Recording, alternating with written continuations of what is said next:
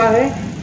जो नीट के एग्जाम की तैयारी करता है उस परिवार से आप जाकर पूछिए कि उस परिवार पर क्या बीतती है अगर उसका बच्चे का सिलेक्शन नहीं हो पाता है। वो रात दिन पढ़ाई करता है।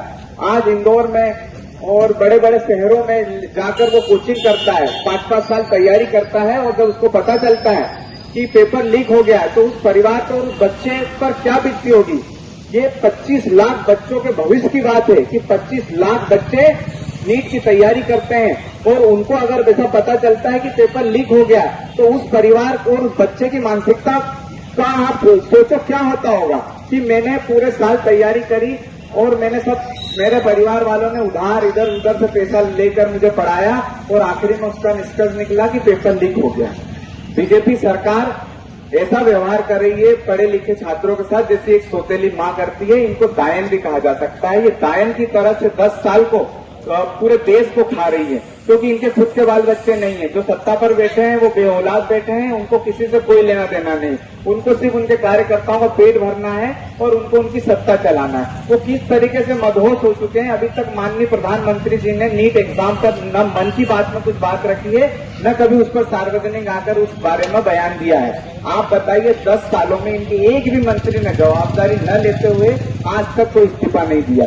जब कांग्रेस सरकार होती थी, अगर मंत्री अगर इस तरीके से कुछ उसके में कार्य में कुछ तकलीफ होती थी तो उसको इस्तीफा उससे कांग्रेस सरकार ले लेती थी। लेकिन 10 साल में क्या इनके मंत्री इतने ईमानदारी के साथ काम कर रहे हैं कि इन्होंने 10 साल में एक भी इस्तीफा नहीं लिया, जबकि ये सरकार पूरी तरीके से विफल हो चुकी है।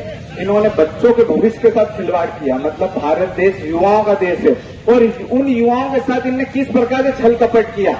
आने वाले टाइम पर युवा इनको बताएंगे कि छात्र शक्ति और छात्र युवाओं के साथ ऐसे पेपर लीक करके उनके भविष्य के साथ खिलवाड़ करने पर युवा उनको क्या सजा देता है। मेरा तो जिसने भी ये कार्य किया उस पर कठोर से कठोर कार्रवाई होनी चाहिए।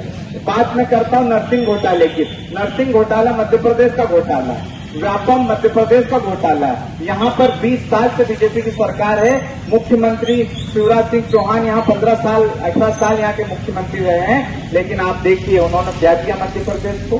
व्यापम नर्सिंग घोटाला, ये एक नई तरह की प्रथा इन्होंने चालू कर दी है कि कोचिंग संस्था पूरे जितने भी हैं ये सभी को फायदा पहुंचाने के लिए पेपर लीक करवाते हैं। 10 सालों में 70 बार पेपर लीक हुआ है, लेकिन आज तक कभी इसका किसी ने दोष अपने मन नहीं लिया कि हमारी विफलता या किसकी विफलता। वो सरकार छात्रों की विफलता बताती है कि ढंग से पढ़ाई नहीं करते हैं। तो अभी भी वक्त है, आप जाग जाइए और ऐसी सौतेली माँ, ऐसी दायन से आपको अगर आपने बच्चों का भविष्य सुधारना है तो आपको ऐसी सौतेली माँ, ऐसी दायन को इनको 2029 में इनकी औकात बताना पड़ेगी। अभी तो आपने थोड़ा सा इनको ट्रायल दिया था, सुधरने का मौका दिया है, लेकिन ये नहीं सुधरने वाले क्योंकि इनकी औलाद ही नहीं है। ये बेऔलाद बैठे हुए हैं, इनको क्या दुख दर्द। ये कभी भाई के भाई नहीं हुए, पत्नी के पति नहीं हुए, माँ बेचारी माँ के माँ नहीं हुए, तो ये किसके होंगे। ये किसी के नहीं हो सकते। ये सत्ताधारी है, ये सबको एक नजर से देखते हैं और सबका शोषण करते हैं।